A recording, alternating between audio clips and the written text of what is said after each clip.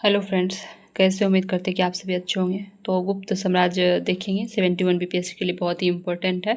मौर्य साम्राज्य का जब पतन हो गया था तो दीर्घ काल तक भारतवर्ष पर एक शासन के अंतर्गत नहीं आ सका। उसके बाद इस कमी को पूरा करने के लिए क्या किया, तो गुप्त ने संपूर्ण भारत में राजनीतिक क्षेत्र को के अधीन कर आर्थिक, सामाजिक एवं साहित्यिक क्षेत्र में उन्नति का मार्ग प्रशस्त किया। और गुप्त काल को भारतीय इतिहास का स्वर्ण युग कहा जाता है। भारतीय इतिहास का स्वर्ण युग किसे कहा जाता है, तो गुप्त काल को। और गुप्त काल के प्रारंभिक शासक जो थे वो श्रीगुप्त थे। और नेक्स्ट है प्रभावती गुप्ता के पुना ताम्रपत्राभिलेख में श्रीगुप्त को आदिराज कहा गया है। कहा गया है और इसके उत्तराधिकारी घटोत्कच गुप्त थे। चंद्रगुप्त प्रथम प्रसिद्ध राजा, गुप्त वंश के प्रसिद्ध राजा चंद्रगुप्त प्रथम थे। और गुप्त वंशावली के स्रोत जो है वो है समुद्रगुप्त का प्रयाग प्रशस्ति, कुमारगुप्त का विल्सड स्तंभलेख और स्कंदगुप्त का भीतरी स्तंभलेख।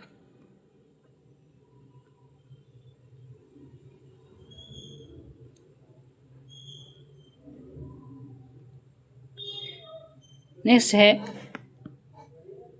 चंद्रगुप्त प्रथम ने महाराजा धीराज की उपाधि धारण की थी और उन्होंने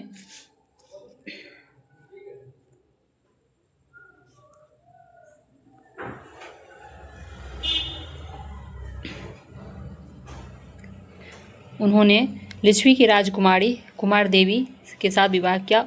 उससे उसकी सत्ता को बल मिला। चंद्रगुप्त प्रथम ने अपने राज्यारोहण के स्मारक के रूप में 319 से 20 में गुप्त संवत चलाया। और उसके बाद समुद्रगुप्त आए। समुद्रगुप्त ने गुप्त साम्राज्य का अपार विस्तार किया।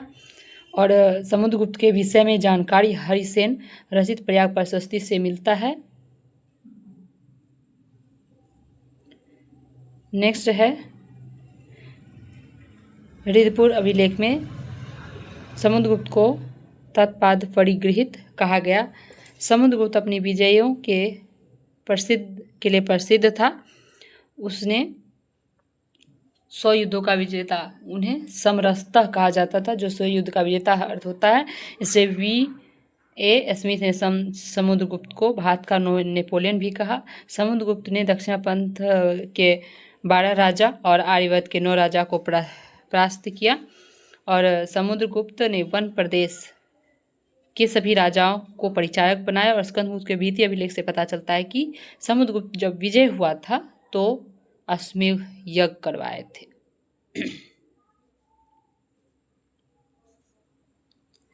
नेक्स्ट है एरन अभिलेख से समुद्रगुप्त की पत्नी का नाम दत्त देवी वर्णित है। समुद्रगुप्त को कविराज भी कहा जाता है। समुद्रगुप्त को कई सिक्कों पर वीणा वादन करते हुए दर्शाया गया है। श्रीलंका के राजा मेघवर्मन ने समुद्रगुप्त से गया में बुद्ध मंदिर बनाने की अनुमति मांगने के लिए दूत भेजा और अनुमति प्राप्त की। नेक्स्ट है उन्होंने उसके काल में 6 प्रकार के स्वर्ण सिक्का चलाया गया, जिसमें गरुड़, अश्वमेघ, धनुर्धर, व्याघ्रहंता, परशु, वीणाशारण है। समुद्रगुप्त ने अमोघ अश्वमेघ पराक्रमांक की उपाधि धारण की। उसके बाद रामगुप्त आए। विशाख दत्त कृत देवी चंद्रगुप्तम से रामगुप्त का वर्णन मिलता है। नेक्स्ट है राजशेखर की काव्य मीमांसा में ही इस घटना का उल्लेख किया गया है।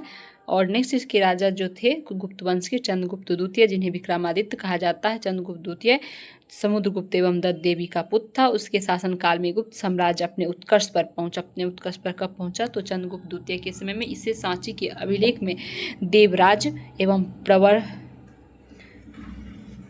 प्रवरसेन के अभिलेख में देवगुप्त कहा गया। मेहरौली स्तंभ लेख राजा चंद्र का वर्णन है, जिसकी पहचान चंद्रगुप्त द्वितीय से की गई है। जैसे उसने वैवाहिक संबंध एवं विजय दोनों के सहारे अपने साम्राज्य का विस्तार किया। उसने अपनी पुत्री प्रभावती का विवाह वकाटक शासक रुद्रसेन द्वितीय से करवाया। उसके मरने के बाद उनका नाबालिग पुत्र उनका उत्तराधिकारी बने। इस प्रकार प्रभावती स्वयं वास्तविक शासिका बनी। वकाटक की सहायता से चंद्रगुप्त द्वितीय ने शकों को पराजित किया। उसके उपलक्ष्य में उसने चांदी के सिक्के चलाए और विजय के बाद सकारी कहा गया और उसने विक्रमादित्य की उपाधि भी धारण की। चंद्रगुप्त द्वितीय के उदयगिरी अभिलेख के अनुसार उसका संपूर्ण उद्देश्य संपूर्ण पृथ्वी को जीतना था। उसकी राजधानी पाटलिपुत्र थी। उसने उज्जैन को दूसरी राजधानी बनाई और स्थापित की और कालिदास एवं अमर सिंह जैसे विद्वान से विभूषित थे। चंद्रगुप्त द्वितीय वैष्णव थे तथा उसने परम भागवत की उपाधि धारण की थी। नेक्स्ट है चंद्रगुप्त द्वितीय के दरबार में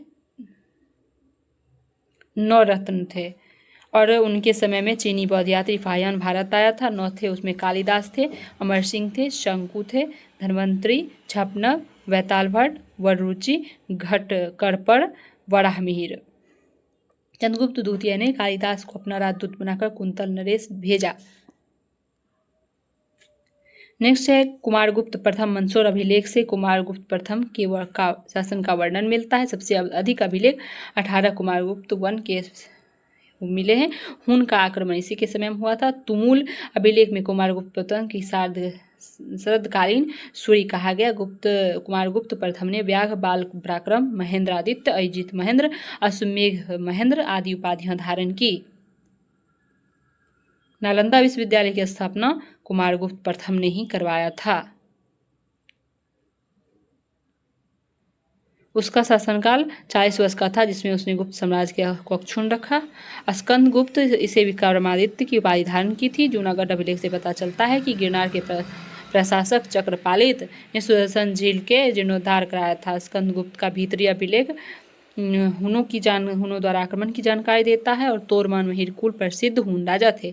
कहोम स्तंभ लेख में स्कंदगुप्त को सक्रोपम तथा जूनागढ़ अभिलेख में श्री परिक्षिप्ता कहा गया। स्कंदगुप्त ने प्रशासनिक सुविधा के उद्देश्य से अयोध्या को अपनी राजधानी बनाया। विष्णुगुप्त गुप्त वंश के अंतिम शासक थे।